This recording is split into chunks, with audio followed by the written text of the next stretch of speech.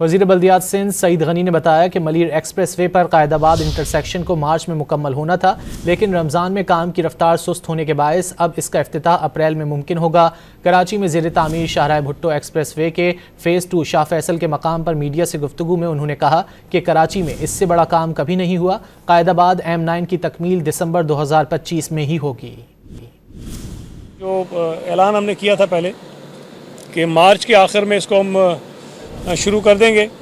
लेकिन ये कुछ थोड़ा सा शायद अब आगे चला जाएगा और ये अप्रैल में जाके इसका इफ्तिताह जो है वो मुमकिन होगा, इसलिए कि ईद की छुट्टियां आ रही हैं बीच में काफ़ी,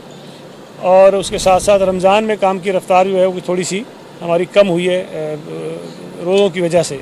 इसलिए कि मज़दूर जो काम करते हैं उनके जो वर्किंग आवर्स हैं वो थोड़े से उसमें कम हो गए,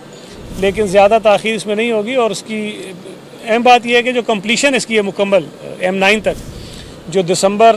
2025 तक है, वो अपने वक्त पर होगी, उसमें कोई वक्त में इजाफा नहीं हो रहा।